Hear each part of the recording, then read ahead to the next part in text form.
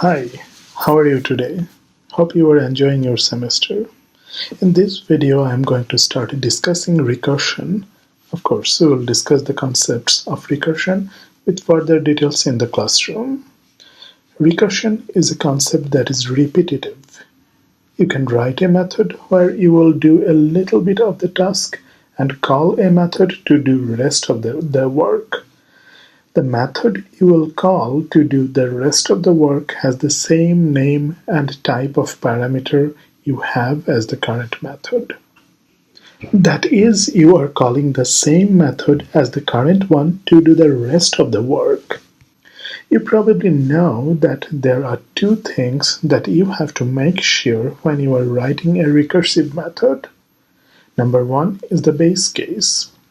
There must be a base case or cases where the recursion must stop. That is, in a base case situation, a recursive method does not call itself. Progress. That is the second thing. You must make sure that your method is making some progress in every recursive call. One thing to make sure is, when you are calling the same method, is the parameter changing from call to call? If so, is the change leading the execution toward the base case? We are going to look at a very simple recursive method right now. The task is to print 5 non-zero positive integers in descending order starting from 5 using recursion. Let's see. Okay, so I am writing my program on a file named recur.java. So my class name would be recur. So I'm writing my main method public static void main. So inside the parentheses I have my arguments. Okay, fine. I'm creating another method named test. I'm deciding that okay, I'll keep the return type void and I will keep one integer parameter. So I'm calling test from my main method. Something is wrong because the line was red. So basically that is because from the main method you can call only other static methods.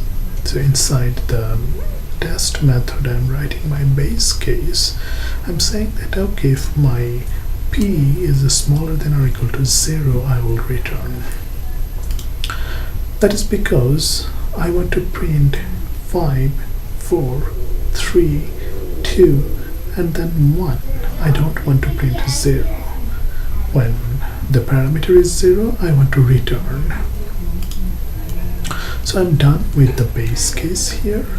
Now I'll write something else. That something else is the main task, which is printing a number. I'll be printing whatever parameter came in. Now basically I'm almost done, but I have to do the rest of the task. So far I have just printed one number. If my parameter was 5, I have printed 5. Now I have to print 4, then I have to print 3, then I have to print 2, then I have to print 1. Then when my parameter is 0, I'll basically return. So the rest of the task is calling the same method test with 4. That means calling the same method test with p minus 1. So now let's execute this one. I have already opened a terminal, and in this folder, in this directory, I have basically this file recur.java. So if I put ls, you will see that okay, I have my recur.java here.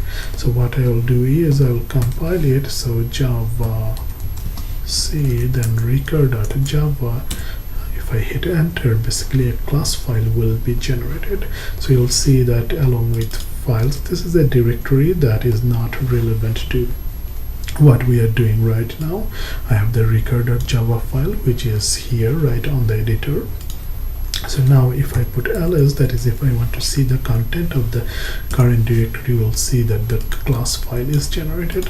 So if I just type java recur, then this class file will be executed by the Java virtual machine. So let's run it, and we can see that 5, 4, 3, 2, 1. All these numbers are printed from 5 to 1 in backward fashion. So basically we have solved the problem of printing all the numbers from 5 to 1, all the integer numbers from 5 to 1 using recursion.